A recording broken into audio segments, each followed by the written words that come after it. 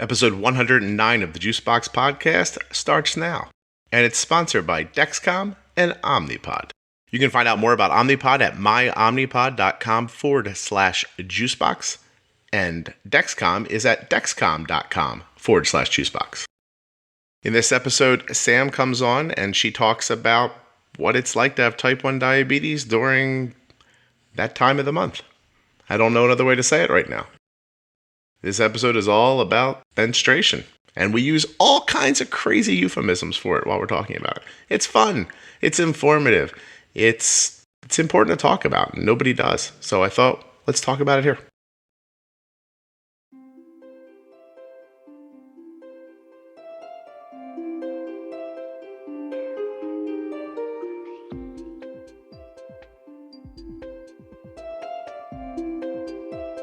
Please don't forget that nothing you hear on the Juicebox Podcast should be considered advice, medical or otherwise. Always consult a physician before making changes to your healthcare plan.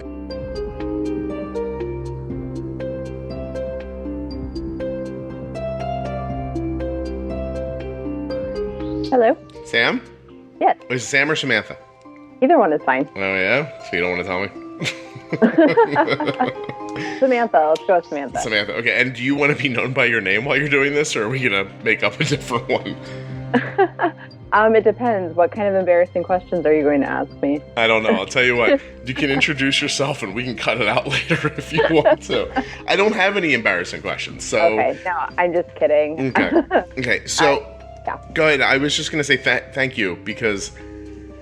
You know, it may or may not surprise you that not a ton of people jumped up and were like, I would love to come on and talk about having type 1 diabetes during my period. So there was a couple, and one of them dropped out pretty quickly. You were the only one that followed through. So thank you very much. Oh, well, it's my pleasure. It's funny because at first when I saw it, I was like, oh my gosh, yes. And then I thought about, like you said, the implications of kind of being interviewed about your period, which is kind of, something that's not always the most comfortable topic to talk about, even with people that you're close with. But my whole experience basically with type 1 diabetes has been like, this crazy thing is happening in your body. And, a doctor might be like, well, it just affects your, insulin, and that's all you need to worry about. But as we all know, that's not life. And if I can help share some wisdom, then by all means, that's part of my personal and professional mission here. Excellent. Okay, cool. So I would say that, diabetes maybe especially, but in a lot of walks of life, we sort of just deal with things on the surface, right? You say things like diabetes is hard, but then no one really says anything more. Like, what do you mean by that? Wouldn't you have loved it if the doctor would have said diabetes is hard? Because understanding how insulin works is kind of complicated. And, I'm going to give you some details about that now, instead of just looking at your A1C and your blood sugars and going, oh, well, don't feel bad. It's not that easy.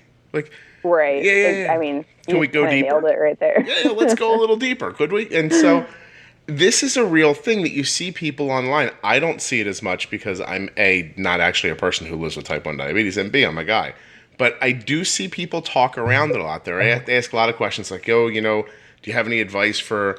when my hormones are like that, sort of like that. But I just don't want to talk about it that way. I want to talk about it in sort of just real, legitimate, real terms. Because to be perfectly honest with you, my daughter looks a little more like a woman every day. And this is going to start happening to me. And, right. To Watch her. Out. Watch out. Oh, it's going to happen to you too. Well, it's funny. I think it was Sunday this week. My wife was just being super nice to me. And I was like, oh, God, she's going to get her period in a couple of days. and I said that to her. I said, hey, are you ready for, your period to come? And she's like, what do you mean? I'm like, you were so nice to me today. I either have like a cancer diagnosis I'm not aware of that you're trying to figure out how to tell me about, or you're being flooded with a really positive amount of hormones at the moment, because I seem like Brad Pitt to you today. And then sure enough, it was like 2 days later. She looked at me like she always hates that I know, I think. You're not supposed to say anything about it, I think, but you're supposed to know. No, but don't say. I don't have that filter, honestly. I mean, and how am I not going to say she's laying on my sofa last night after work, looking like she got hit by 3 cars and then was drug inside like by an oxen on a rope. And she's just laying there. She's just like, everything, I'm fine. It's okay. And I'm like, yeah, you look great. So. Yeah. Well, that's the thing is, you gotta be a 21st century modern woman and kind of soldier on. It really, it really is something, Sam. Like, I saw her get up for work that first day where it really hit her. Not the first day, but the second day, I guess. And I just looked at her and I thought, like, I would stay in bed. Like, I wouldn't get up. I'd be like, no, I can't come to. How would I come to work? I'm dying. And so, but. So listen, to start off, by the way, we've already started. Okay. So I'll have you introduce yourself in a second, but I have been, for the last 20 minutes, online reading euphemisms for menstruation. Oh, no. And some of them are hilarious, and some of them I know and some of them I didn't. So I really did consider calling this episode like Aunt Flo and Sam talk about type 1 diabetes or something like that. But now I'm like, have you heard these? Like Code Red? Lady Time is one I use, actually, but I am also a huge fan of Lady Bits when talking about girls' delicate parts. So Crimson Tide and/or Crimson Wave, Shark Week, and then one that I never heard before, but after I looked into it farther, having the painters in, I thought was very interesting. The article that I'm reading from Independent, it's like from a UK thing, it's from the Independent. It says that in Finland they call it mad cow disease. Oh, that's hilarious. No, I'm not familiar with that one. I don't know what granny stuck in traffic means, but that's big in Denmark, apparently. I don't know what any... Maybe it doesn't translate. Maybe it doesn't translate. Staying for the minstrel show? I don't know. Is there an option to leave? Yeah, right? Could you just opt out of the minstrel show and be done with it? Anyway, some of them are horrifying. Some of them are not really... I'm not going to repeat. But do you, like... I do find Mad Max Fury Road funny for some reason. But do you talk around it in your regular life? And do you have a favorite euphemism, I guess? I'm going to ask you first. That's a really good question. I think I'm pretty straightforward about it. I think as like cagey about it as I might get is being like, it's that time of the month or something like that. Which was funny. My best friend texted me yesterday and she was like, oh, I'm feeling a little crazy. It's that time of the month. And I thought how funny because it's my best friend and like she still isn't like, hey, I'm on my period. Right. But, I think we just we want to be ladies. We're brought up to be, kind of taught about what's appropriate to say in front of mixed company and what's not. And, this is an area, even when I was thinking about us talking about it, like, oh, I can't believe I'm going to be talking about this.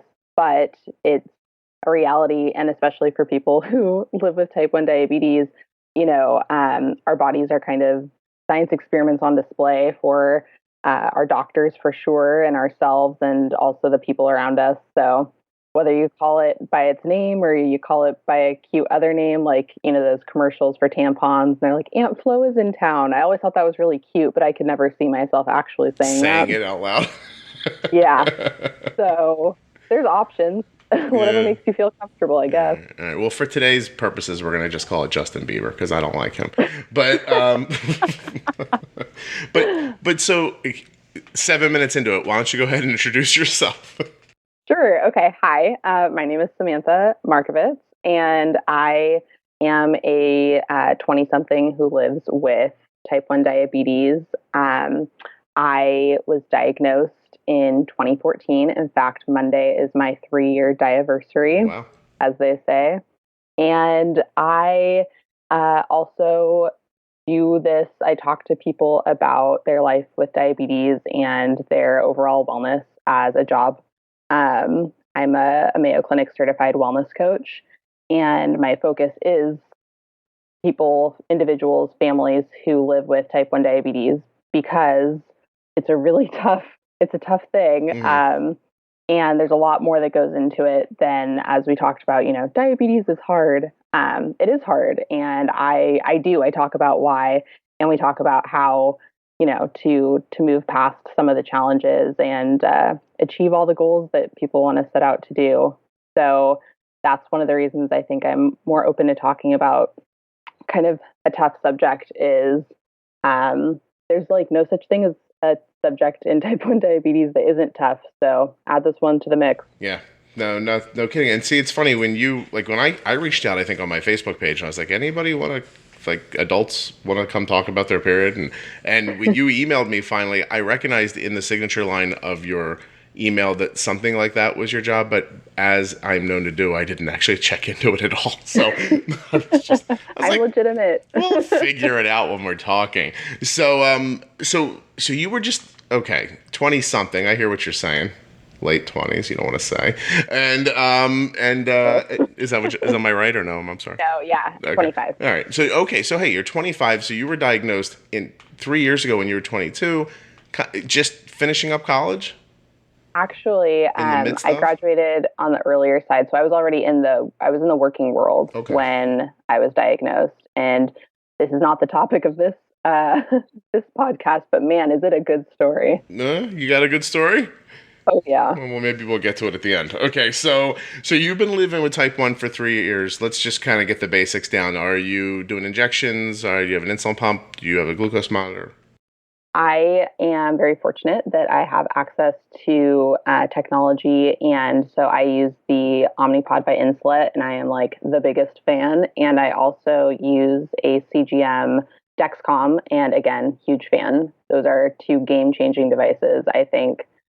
Insert the ad here. Okay, so and so they both sponsor the podcast. I don't know if you actually listen to the podcast. I'm not being paid, but don't worry, I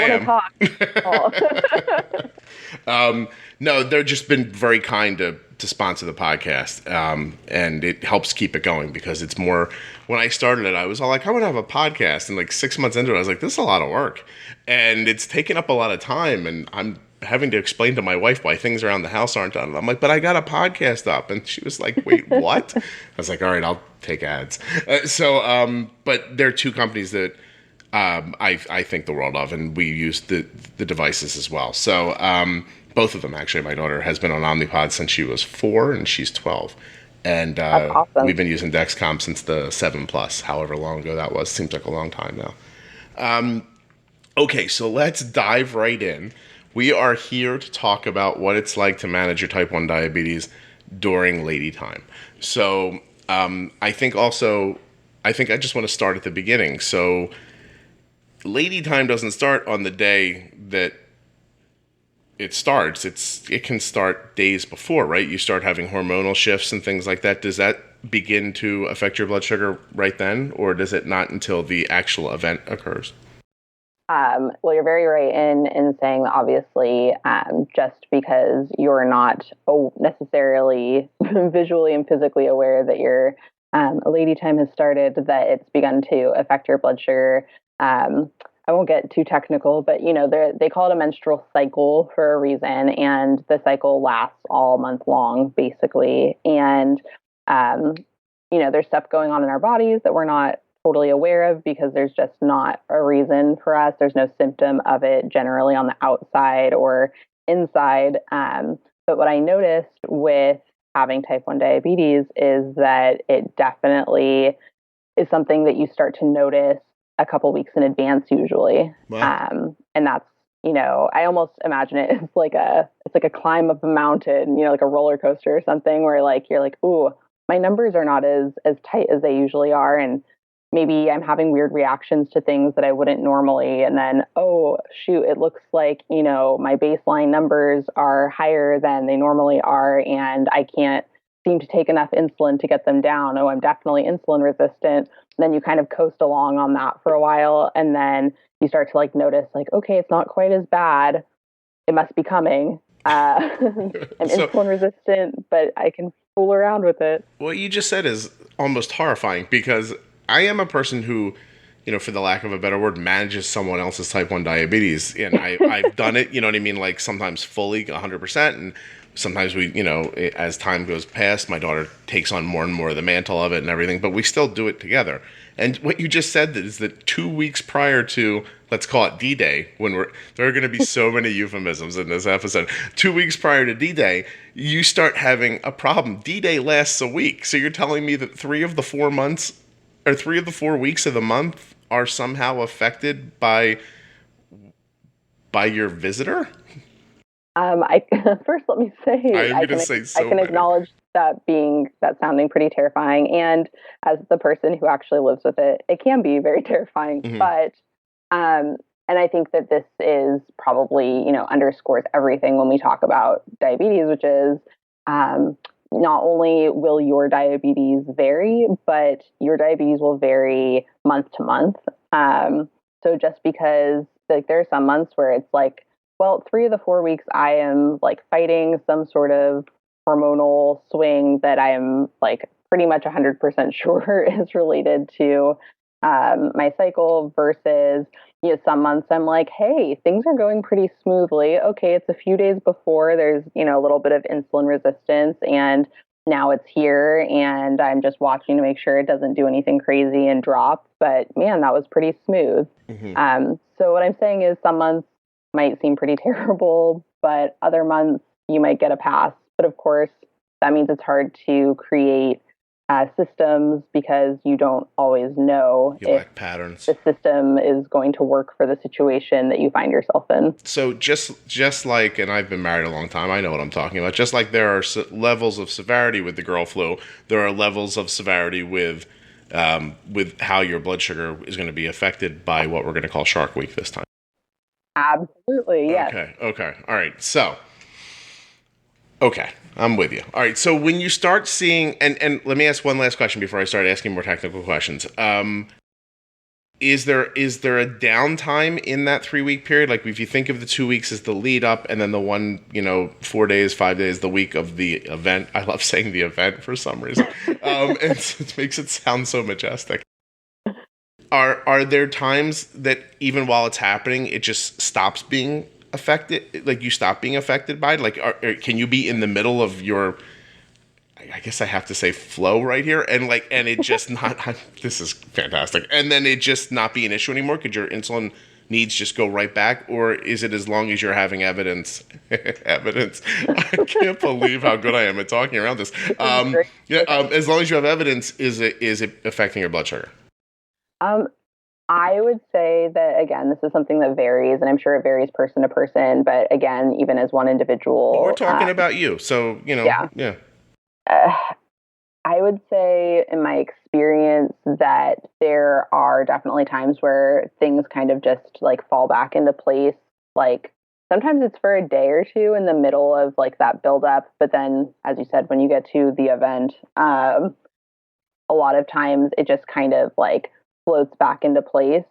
And this is where I get like really careful about getting angry at like the insulin resistance that kind of happens right before, because if you get too angry and you increase, your basals too much, or, if you're on injections, that's a whole other ball game what you're doing to get ready for that. But, bolusing corrections, and then all of a sudden your body's like, no, we're good again. And then you're setting yourself up for a crash.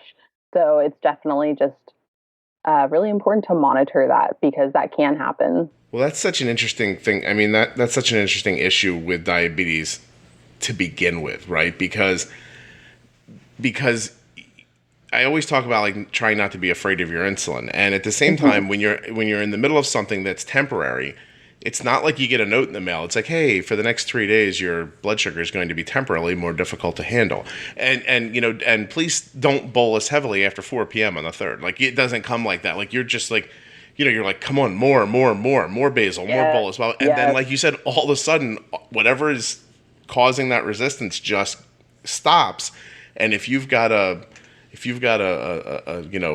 fistful of insulin inside of you, you're eating a lot all of a sudden, or in trouble. Like, you know what I mean? Like if you don't have the glucose monitor and you don't have those sorts of things. And so this is just another aspect of that. Can I ask you, does it start with, like, do you temp basal a lot? Like, do you increase temp basals during this time? I do. And this is where, I'm incredibly grateful for both CGM and my pump, because it does give me the ability to, I start watching I'm always watching on the CGM, let's be honest, but the CGM is showing you like, okay, these crazy things are happening, the the food didn't react the same, and also like where just kind of sitting at is much higher than normal. So what are you going to do about it? And my answer is often, let's try a temp basal. So I definitely utilize that. Yeah, and we talk about, this is kind of cool to talk to you because you don't really listen to the podcast, which is great. But I talk about a lot here, just basic concepts. And one of them always is if your blood sugar is high, you need more insulin. Like you either don't have enough insulin or if it's wrapped around a food situation, you maybe have significantly mistimed it maybe, but that's the same idea, I guess, is that when your body calls for more, you need more. Like Arden was just sick last week. I think it was just a head cold, but it lasted 3 or 4 days. And I used significantly more insulin in those 3 or 4 days than I normally do.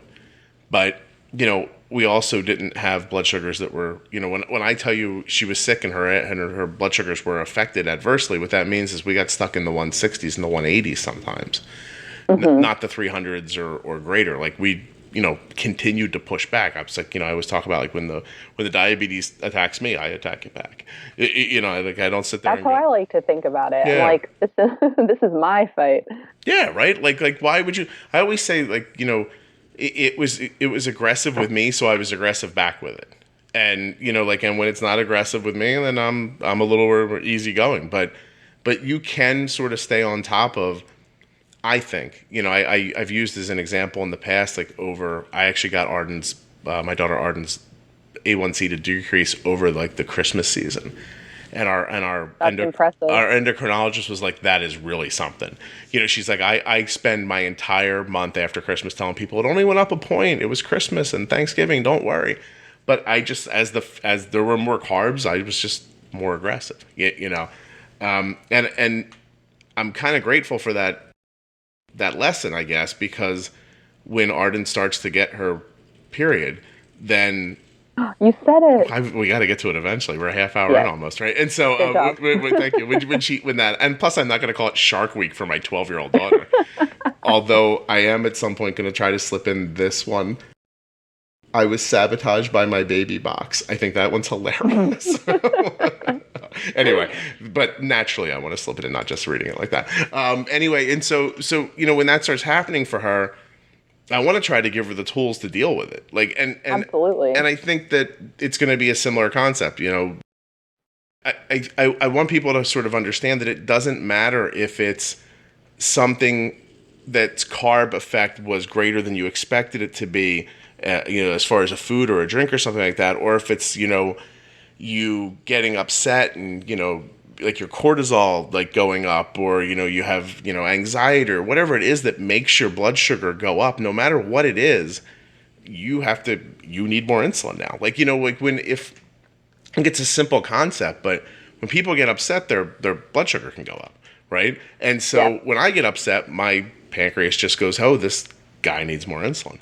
And, and when you are using a portable pancreas, like you and my daughter are, it's not as easy. The insulin pump doesn't automatically magically understand that you just got, kicked in the leg by a goat, or that's not a euphemism for anything. I'm just saying, like, if something unexpected happens to you all of a sudden and you get jolted, I can see her blood sugar start going up. I can see when she heads off to school and she knows it's going to be a particularly tough day, or she's got to take a test she doesn't think she's ready for.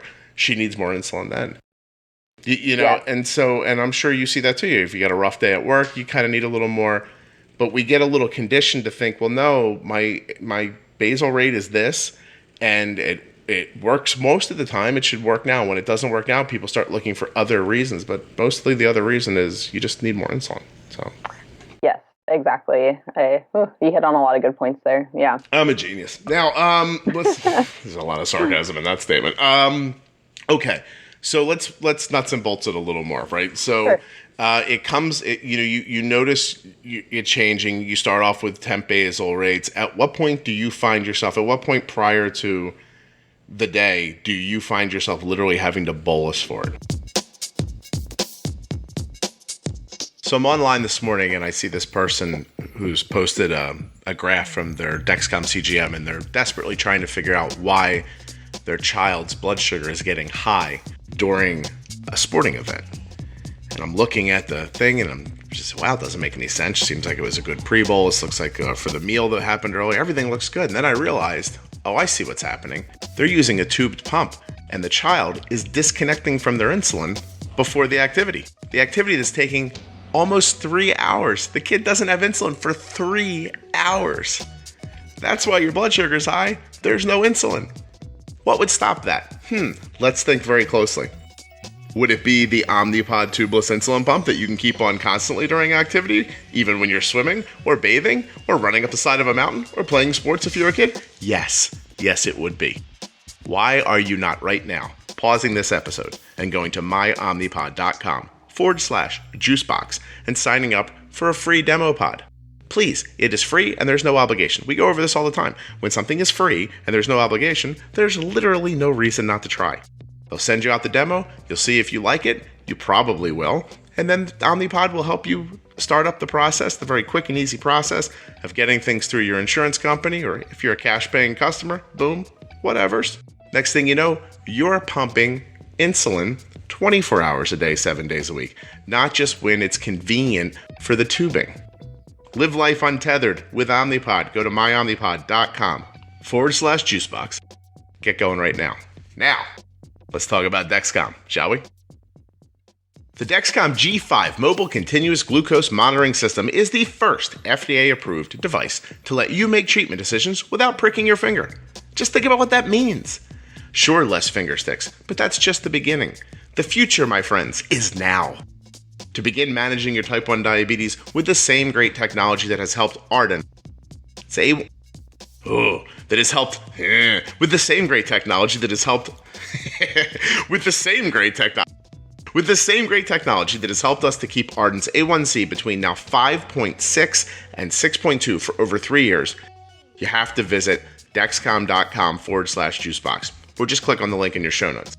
You know what? And Dexcom would like me to read a disclaimer, so I'm going to do that right now. Finger sticks are still required for calibration, or if your symptoms or expectations do not match readings, or when taking medication containing acetaminophen. Now listen, I'm not allowed to tell a personal story during the Dexcom ads. If I was, I'd tell you one from just last night, and it would have to do with this exact same thing, but I'm not allowed to, so I can't.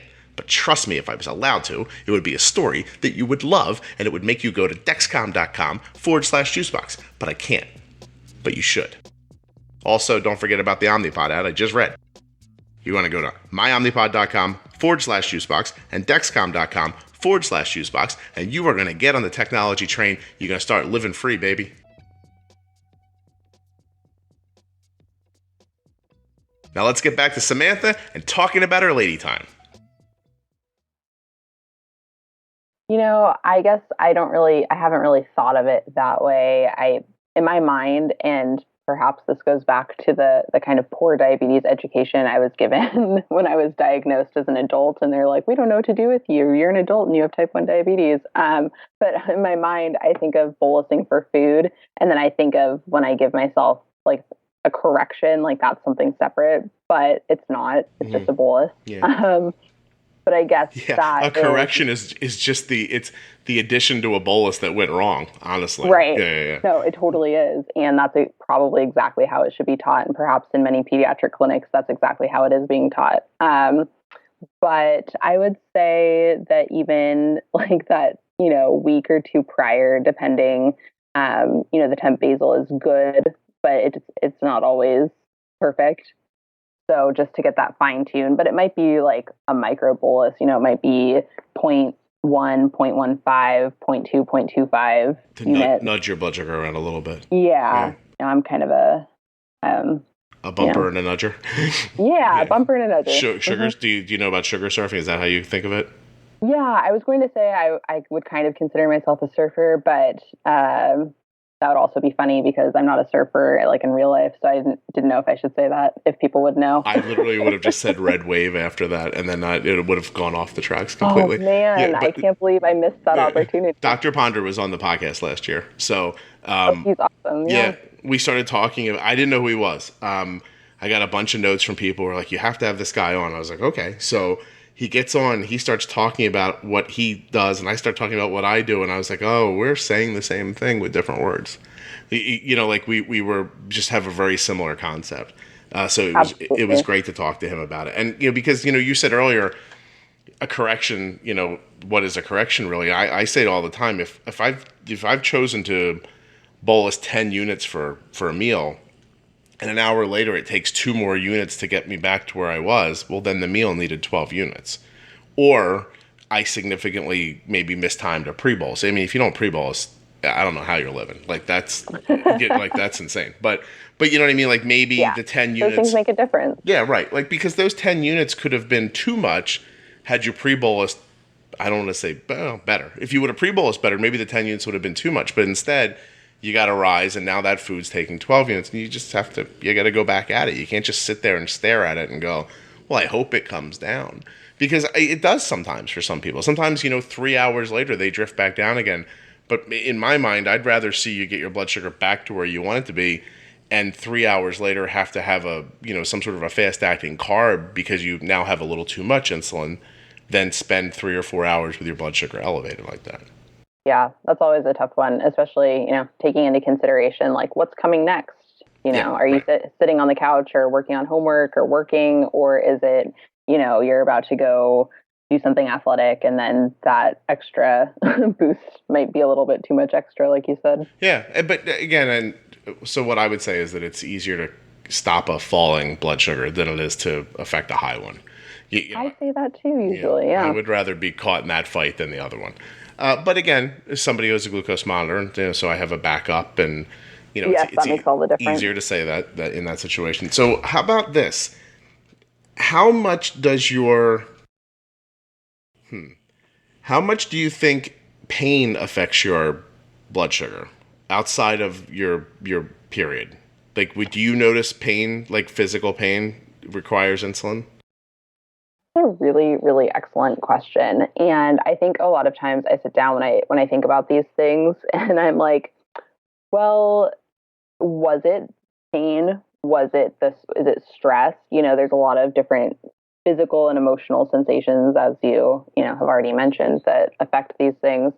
And I would say I can't think of too many times where I've attributed having to take more insulin to being in pain. But I have definitely thought about, and I don't know if you mean outside of my period, like in general, or as far as like pain associated with that. Well, I was going to connect it together because like a story that people know is my daughter was pitching in a softball game and she got hit in the knee that eventually gave her it was a hairline fracture. Oh, ow. And we had to bolus for days for that until the pain went away. Like she needed a significant amount of insulin just from that. And so then I was going to like dovetail it into my wife does look like she's in a lot of pain during her period sometimes. So I was just wondering, like, does the pain need insulin or, Yeah, I think actually, so I can't, speak to that kind of separate sensation of pain. Thankfully, I'm an adult. I don't kind of get into too many rough and tumble situations these days, knock on wood. You're not tussling with people at all, Sam? No, I'm not going to tell you about it for sure. But you're not in a fight club that no one knows about? I can't talk about it. You know that. I understand. So basically what, one of the largest sources of pain that I experience on a regular basis is, that monthly, dealing with cramps, headaches, stomach aches, kind of the fun variety that can come along with all of that. And here's where it all comes full circle, I think, is that I do notice that the months that are not accompanied by crazy amounts of cramps, stomach aches, headaches, pain of any sort affiliated with being on my period, things are a little bit smoother sailing, and it doesn't seem to require as much extra insulin. And I say extra kind of with air quotes because, like you said, it's not extra if your body needs it, but just more than what you're used to. You don't have a boyfriend? You don't have pain from that? My wife looks in pain a lot when I'm talking. That's why I was wondering. None of that going on.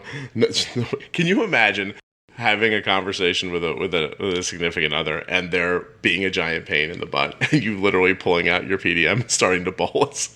Yeah. And when he says what's going on, it's like, I'm so irritated with you. I think this is going to require insulin. That's probably one of the funniest visuals I've thought of in relation to diabetes and relationships.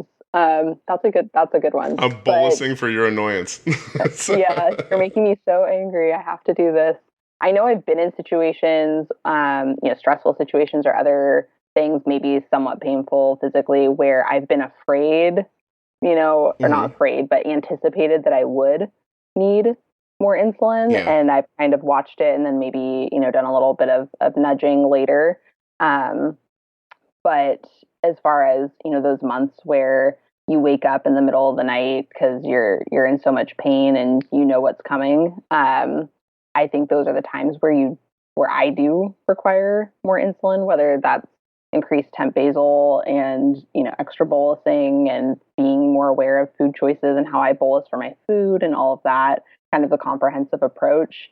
Those are the months that are the tough ones. So maybe that is the pain. It's hard to know, right? Well, it's like everything else. It's hard to know. And in the end, what I'm going to end up thinking about this, I think, and taking away from this is it's just going to go back to something that I say all the time. People are like, well, this happened with my blood sugar, and I spent hours trying to figure out why. And I'm like, stop trying to figure out why and give yourself more insulin. Like, you can figure it out why later, but bolus now. Like, don't stand around for 3 hours, like, philosophizing about it. Just get yourself some more insulin and then figure it out. But, so here's a question for you. The malaise that sort of comes with that time of the month, does that make it more difficult to care about your diabetes? Oh, that's a really, really, really good question. For me, I would say no. It might make me quicker to become irritated or frustrated, but I'm just one of those people that is like really, really, really engaged with their diabetes. Sure. And I think we'd like to think that everyone is. And I think at our best times, everyone wants to be because they want what's best for their health or for their loved one that they're caring for. But it can be hard. Yeah, and sometimes you just get bowled over too. Like you just get exhausted and, Yeah. I don't want to say you're not that far into it, but 3 years and you're in your early 20s, like if you don't have energy at this point in your life, you're in trouble. So, but I definitely have had moments where after a couple of bad nights in a row, I look at a 180 blood sugar and I go, you know what, I gotta go to sleep. I can't, I'm trying, but I can't. And I just didn't know if, what you see most often, like with any kind of an illness, like an illness in general, even if it's just one that's, here and gone, is that what anybody would tell you who sells medication is the biggest problem they have is compliance. And I know that's a dirty word around diabetes, but I don't mean it to be like that. I mean, if you get your Z-Pack, the biggest problem the doctors have is that people don't finish the Z-Pack. They start feeling, right? They start feeling better and then they go, and then they forget it. Or you're so damn sick that at some point you just go, I'm going to lay down and go to sleep and wake up when this is gone. And, and don't take the medication there. I tried it recently I had a fairly significant shoulder surgery about 5 or 6 months ago that I'm pretty well back from now. But in the first day or so, I said to my wife, I'm like, I'm not going to take the pain medicine the way he said to, because I don't want to take all that pain medicine, until the pain really hit me. And then I was like, give me 2 of those. And so, but there's a lot of things that can happen. Sometimes you're just too sick to take good care of yourself. And when you have diabetes, that's scary, obviously. But when it's every month over and over and over again, I wonder if some people don't just get to the point where they're like, you know what? My period's here, my blood sugar is going to be high. There's nothing I can do about it, and just let it go. I wonder if that doesn't happen to people. Ooh, I have something to say about that. Go ahead. I'm going to drink while you do that.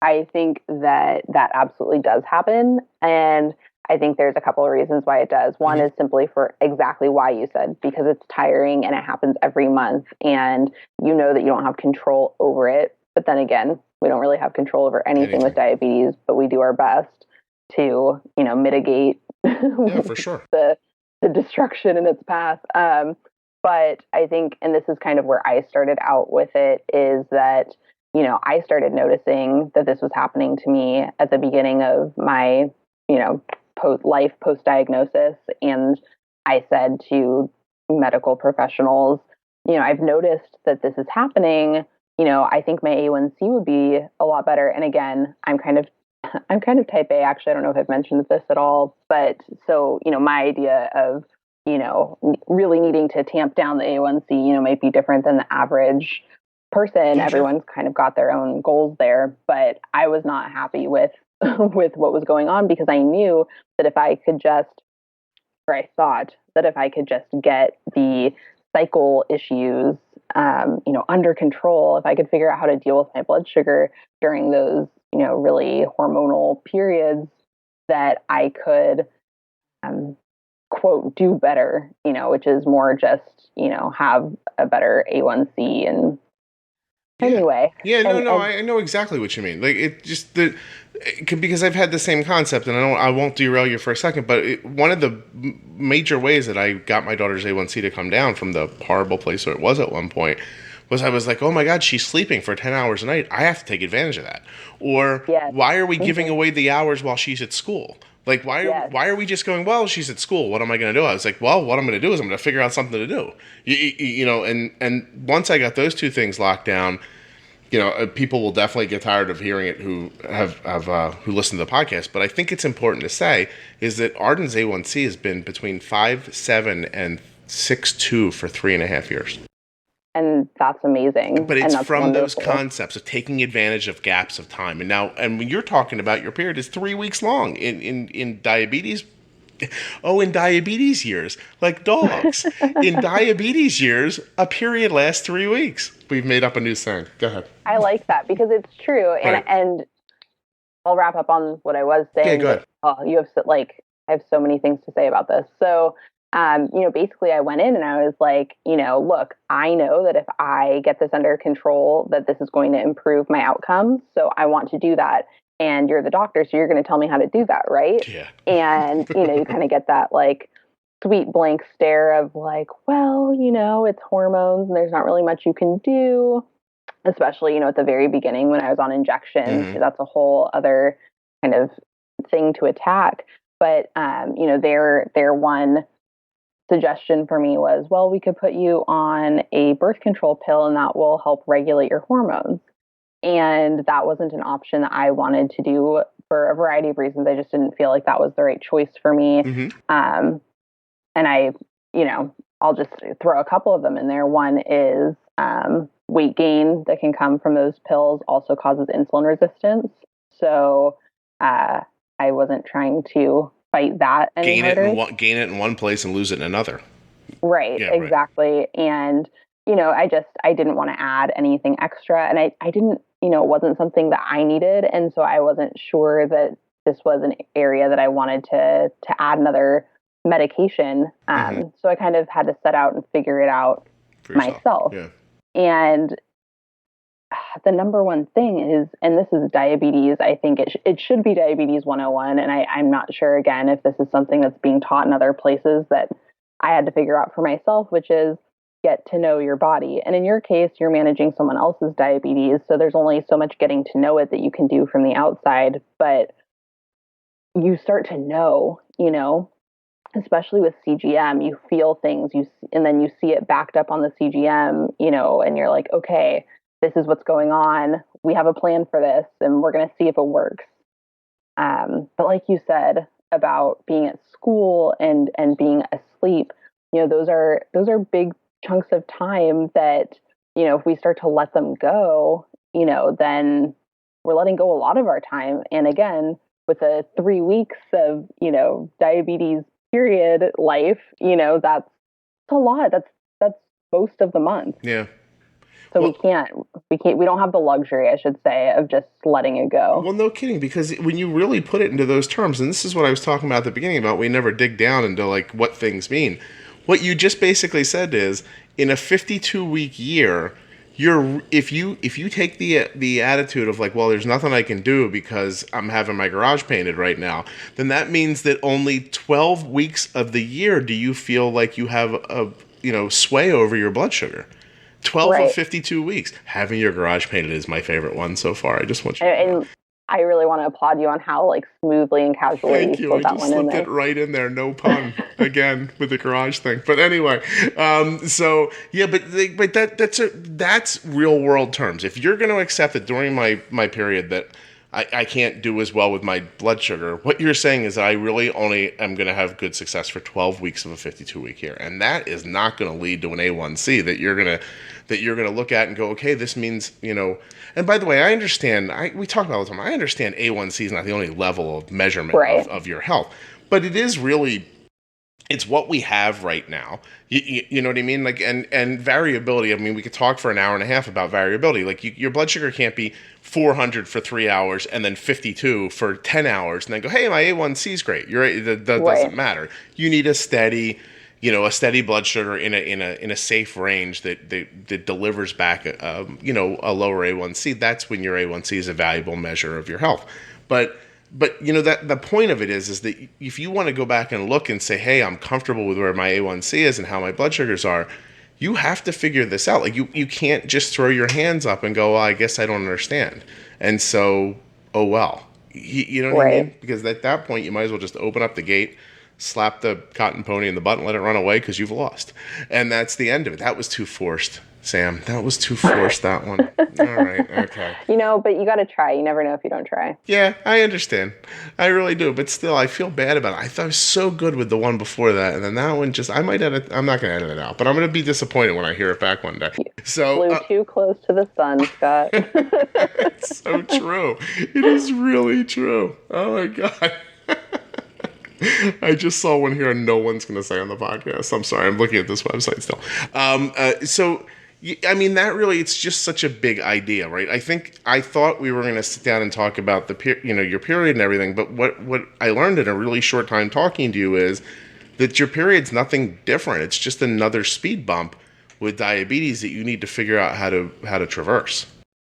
It definitely is. And, as you very fairly pointed out, I am only 3 years into a lifelong journey, and there are kids younger than me, just like your daughter, who have been doing this longer, and there are people who are older than me who have been doing it longer. And in the past 3 years, what I've learned is, well, enough to fill like a volume of books. Yeah. But some of the things that are relevant to what we're talking about that I've learned are,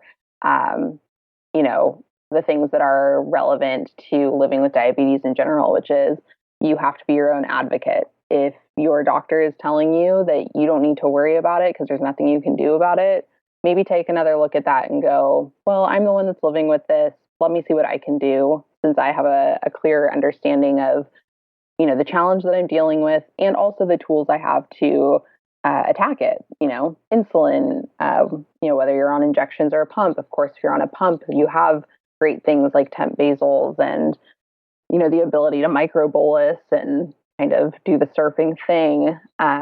You definitely have to get to know your body. I think we, as human beings, for some reason, we like to detach ourselves from how we feel. And I'm sure there's plenty that could be said about that by like a psychologist or someone. But how we feel physically is affected by how we feel, emotionally and in our heads, but also the feelings that we feel or the experiences that we're having intellectually or emotionally also affect how we feel physically. And to not acknowledge that is going to make dealing with your period harder with diabetes. So get on board, listen, get uncomfortable, because it's not always going to be smooth and happy, but you'll feel happier when you feel like you're getting a handle on the things that are challenging you in managing diabetes. And this is a big one. Yeah, well, two things. First of all, I always say that it's more difficult, it's more time consuming to deal with the ups and the downs of blood sugar than it is to just figure out how to get your blood sugar to one place and keep it there. Like, that's a lot of work up front, but then it sort of pays you back on the back end. It's, days are easier, hours and hours are easier. Yeah. It's and I do think there are some people who enjoy drama in every aspect of their life. And I do think I've seen people who are like, oh, like they like to, go, hey, look over here, I'm having a hard time. But that's your health. don't play fast and loose with that. Find another way. If you're a drama lover, find another way to get it back. But the other thing I was going to say, you're talking a lot about the way you feel emotionally, and it's not given enough conversation that when your blood sugar is too high or too low, that you are sort of authentically not who you would be if your blood sugar was in a stable, like, in range situation. Do you know what I mean? Like, I don't know if people really understand that the amount of blood that is in your sugars, it affects how your brain works, and whether that means there's too much sugar and you're foggy and lethargic and it's hard to think and hold a conversation, or maybe to have the reactions to what's going on around you that you would normally have, or if it's your blood sugar being so low that you're, on the precipice of dizzy and kind of like flighty and hard to like follow. Those are, to me, as a person who's watching a person I love live with type 1, it's an unfair robbery of your moments in your life. You know what I mean? Like, and that's always sort of my main goal, is just to let my daughter be herself. And I think of accomplishing that by trying my best to keep her blood sugar in a place where that can happen. And then you compound that. Sure. You compound that with, listen. I think feminism is for women. I don't think men have a lot of place in telling women how they should be. I think abortion is a conversation to be had among women. I think that, I don't think it's my place. I don't understand it. It's not my life. I don't have the same body parts, and that's it. Having said that, I'm pretty proud of my feminist feelings. You know what I mean? And so to think that some of these conversations aren't happening just because people feel uncomfortable about having them, because of maybe not so much about, how they feel about them, but the reaction that they're expecting back from other people, men or women, like, that breaks my heart. Like, women are so amazing. Like, I've seen my wife do things I know I couldn't do. You know what I mean? Like, I've seen her come home from work 8 months pregnant after riding a train in from Manhattan for 2 hours, sitting on the floor of a train because no one would give her a place to sit. Like, do you know what I mean? Like, and I've seen her just come in the house and just keep going, and I was like, oh, I would have just thrown myself out of the car. You know what I mean? Like, I would be like, that's it, I'm done, I can't do this anymore. So many things that I've seen really just strong, amazing women do so many different things.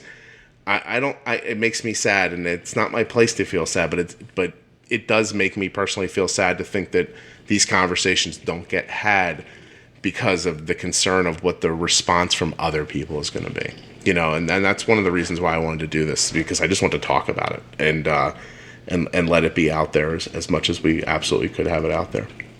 Yeah, I think that it's great that you're opening up this conversation, and I consider myself to kind of be, a traditionalist, and I err on the side of being, conservative about talking about things that I think are, more private conversations. But I think this is something that is so important that if I had the opportunity to, work on having a conversation with someone who's trying to get, the word out there that, hey, this is a challenge that girls, women who live with type 1 are dealing with. And just like everything else with type 1, really is a team sport. And if you're lucky, you have a great team around you. And if you're a kid, hopefully, a child, that means your parents and your other caregivers and your doctors. And if you're an adult, it's certainly your family and your good friends, and hopefully your doctors, and, eventually a significant other.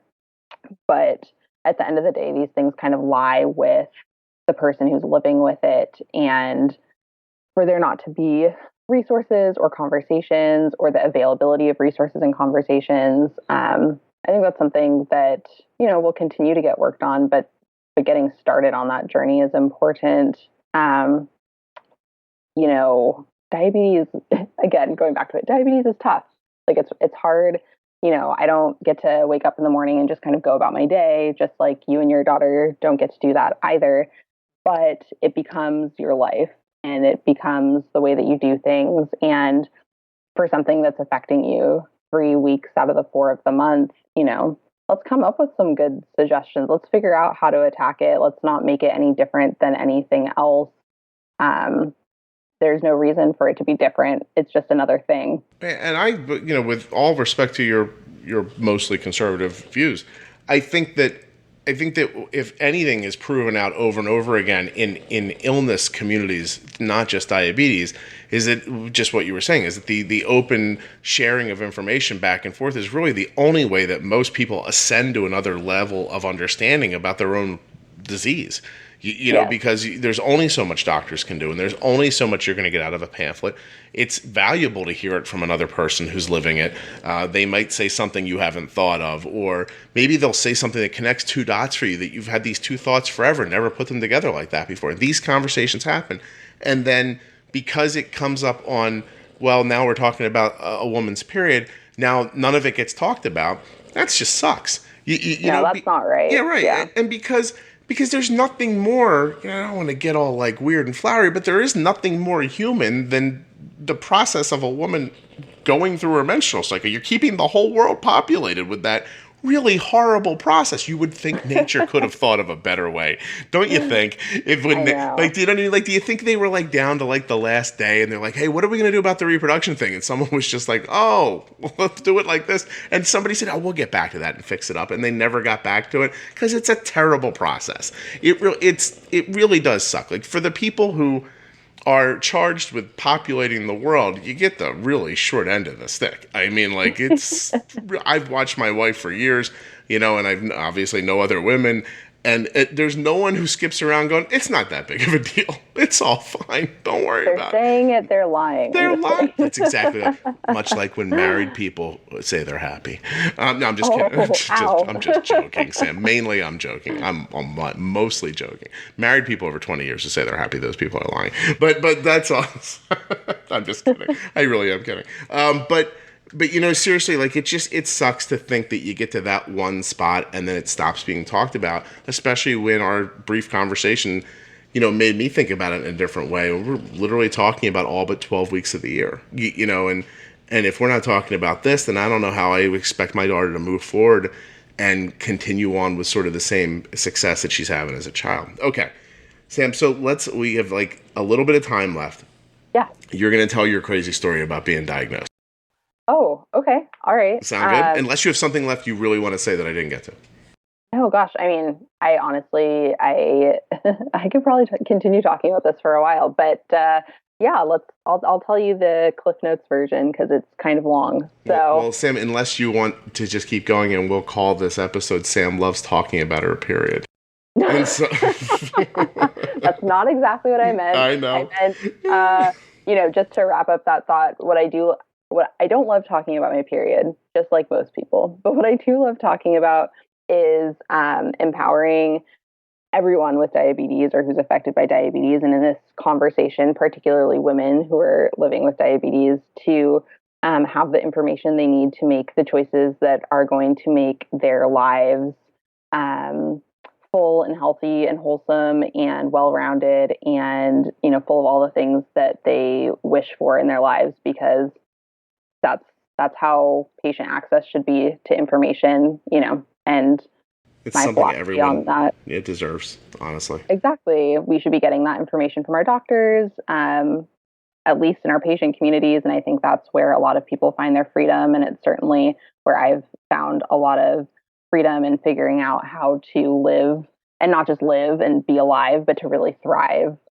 with this condition. So yeah, I always say, like, you have to, it's just living well is the goal, right? Like, just not just staying on your feet, but doing it with a smile and knowing that you've put everything you can into it, and that it's paying you back as best you can accomplish, and that you're living the best life you can. I think that is exactly where I'm going with that. Yeah. Yes. So okay, give it to me. What happened when you were diagnosed? Because you made it sound like at the beginning like something crazy happened. Well, I'll let you be the judge. So I was, I started feeling symptoms. I guess I was still technically 21.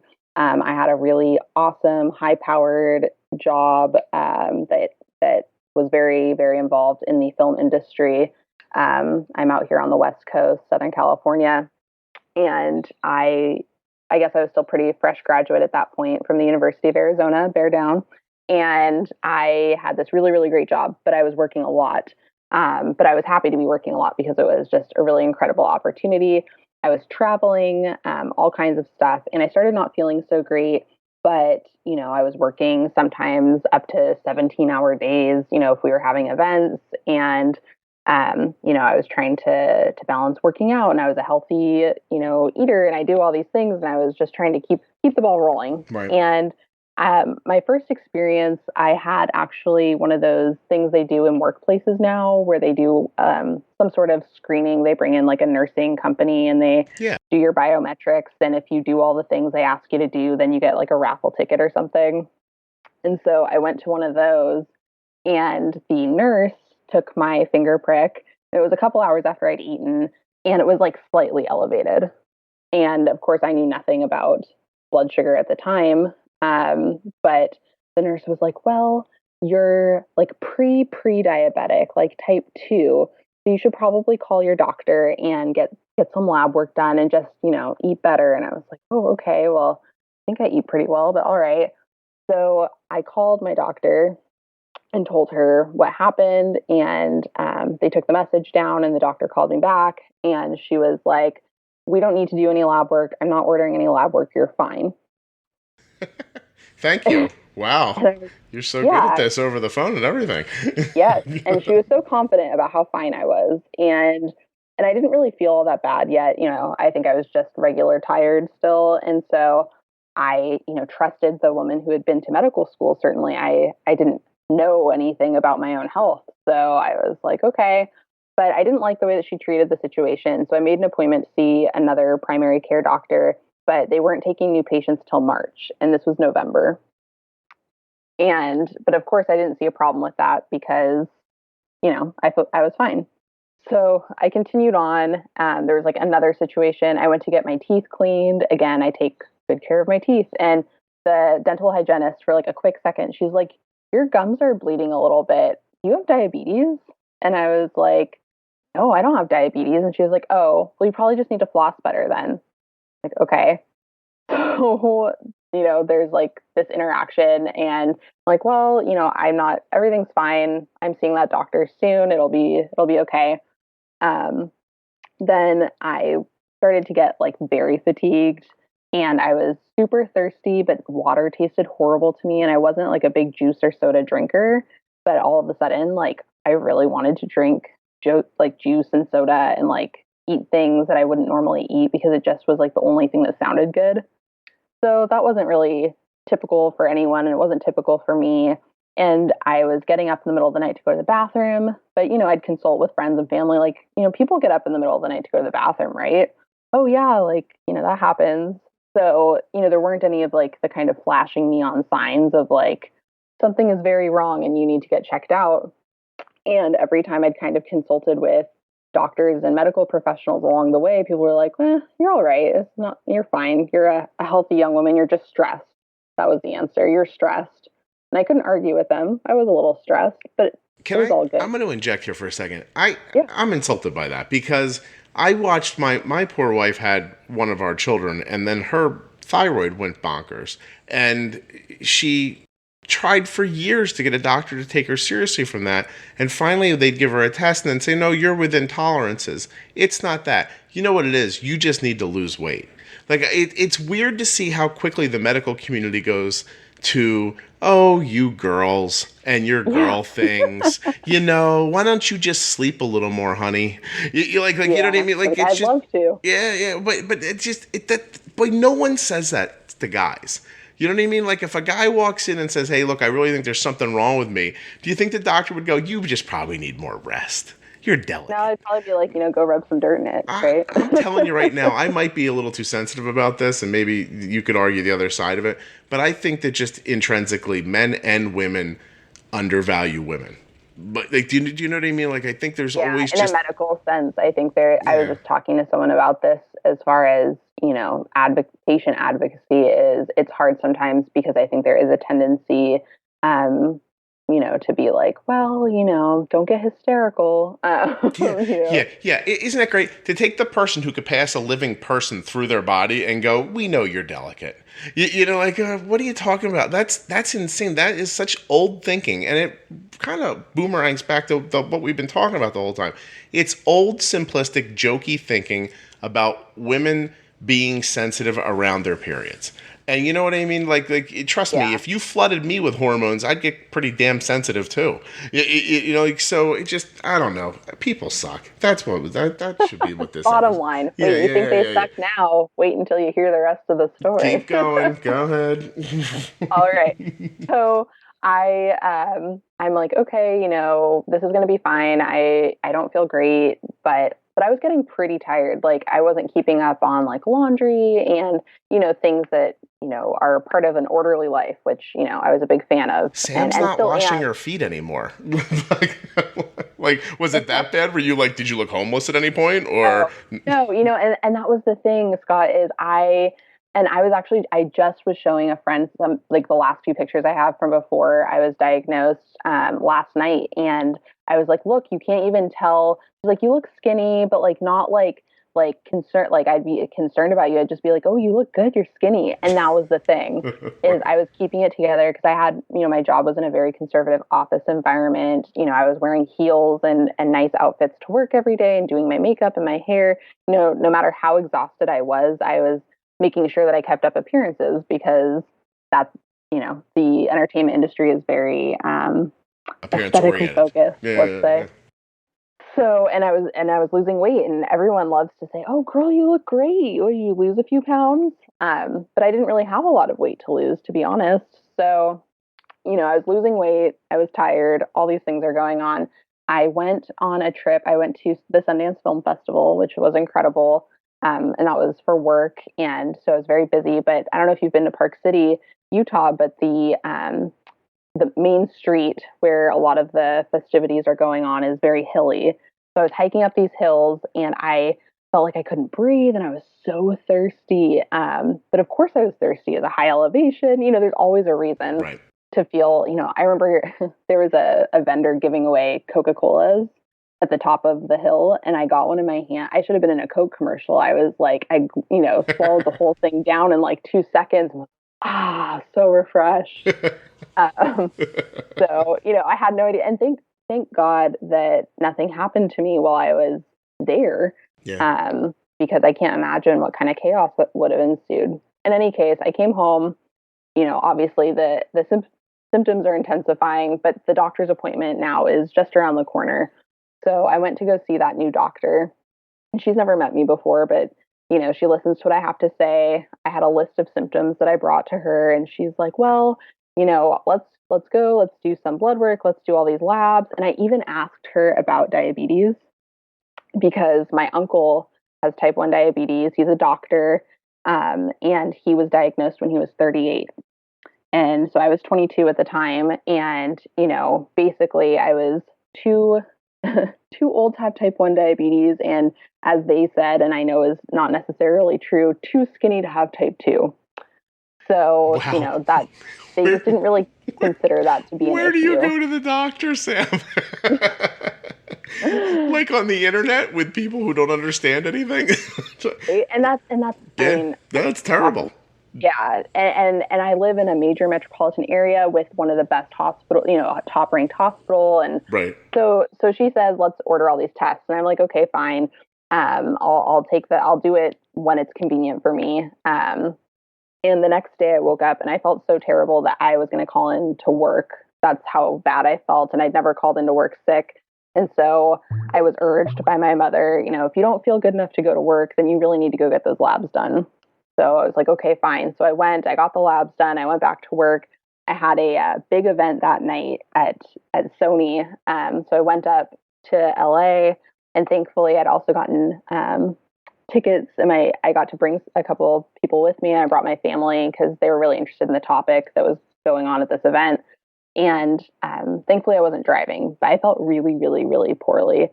And I went home and I was like, well, I'll get my labs, back tomorrow, and then we'll probably have a better idea of what's going on. And I woke up that morning and I did call into work sick because I just felt that bad.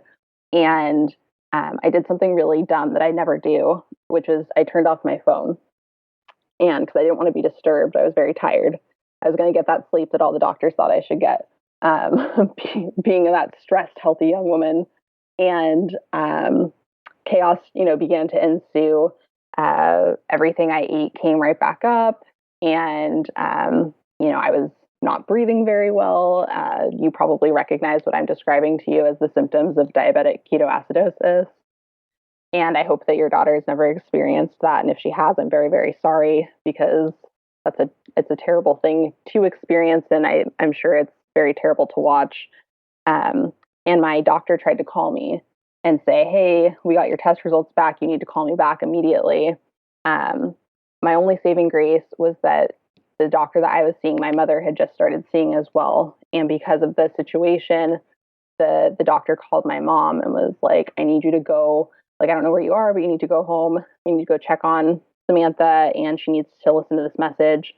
And so the message was like, hey, I've made an appointment for you with an endocrinologist for this afternoon. But by then, those records, the lab requests, all of that, those were days old. And my blood sugar was much, much higher than, the 200, 300 that they saw a couple days prior. So my mom rushed me to the emergency room, and my dad followed right behind. And all I remembered was my dad opening the door to the car and picking me up, carrying me into the emergency room. And I was like, stop, like, put me down. I'm fine. But I clearly was not fine. And the next thing I know, I woke up in the ER, like very like Grey's Anatomy, like doctors and nurses and everyone all around me. I guess things weren't going well. And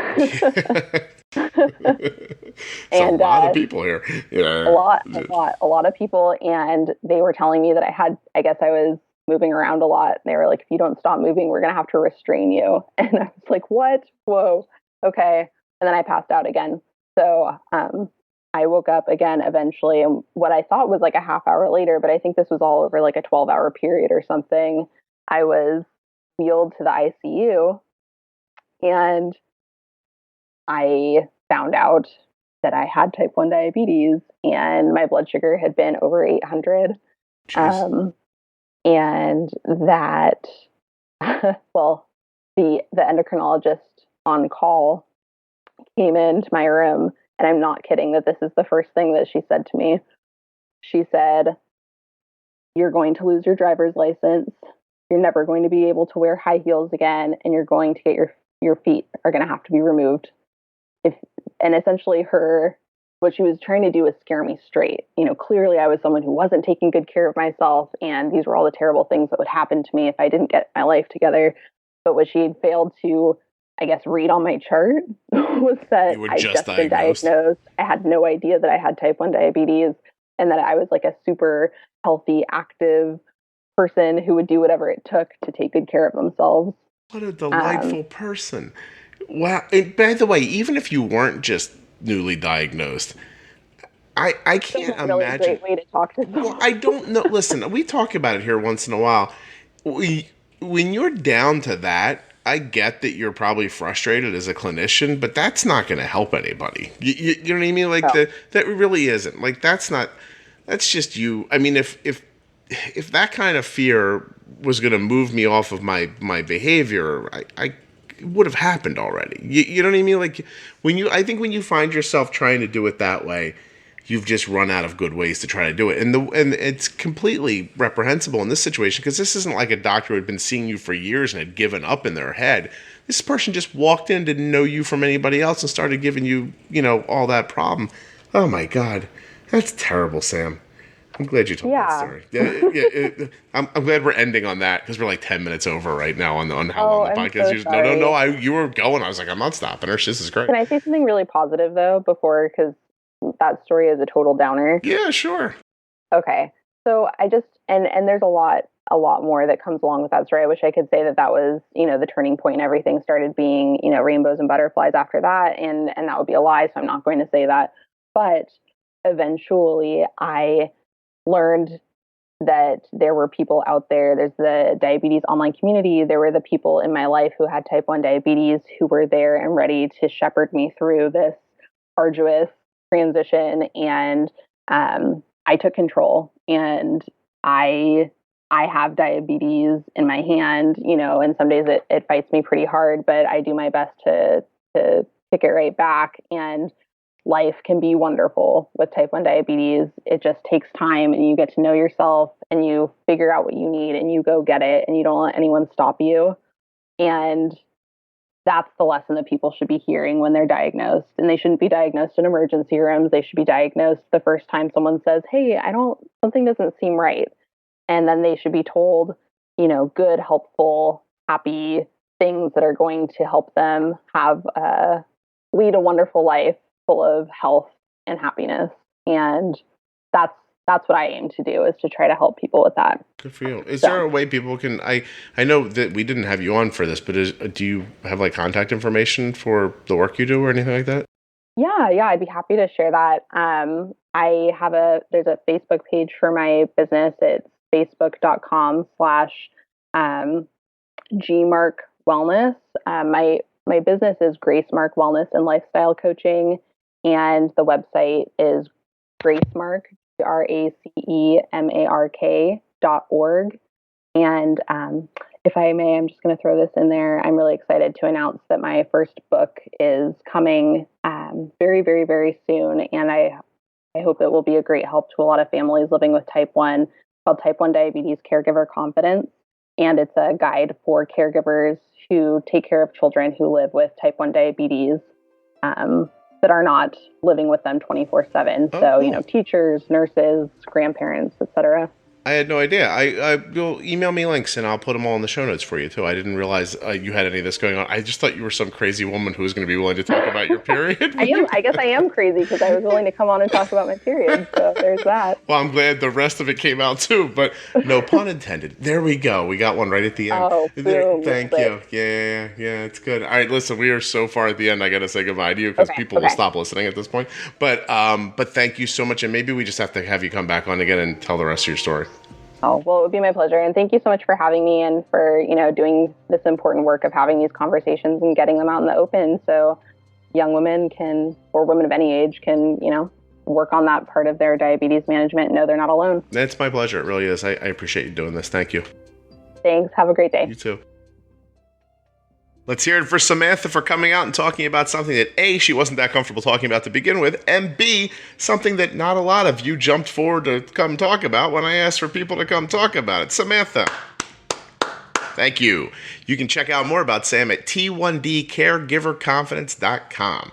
Also, let's thank OmniPod and Dexcom for being amazing supporters of the Juicebox Podcast. Go to myomnipod.com/Juicebox or Dexcom.com/Juicebox for more information on how you can start using those two amazing technologies today. Thanks so much for listening to the podcast. If you're enjoying it, please share it with a friend. Really, it's the best way to support the podcast. A great review on iTunes is the second best way. The third best way is to send me pictures of flowers online. That would be nice. I would like that. Hey, listen, I think I'm going to put up a bonus episode this weekend, and then there is a serious, great episode coming next week. You are going to love it. I can't tell you what it is right now, because, it's a secret.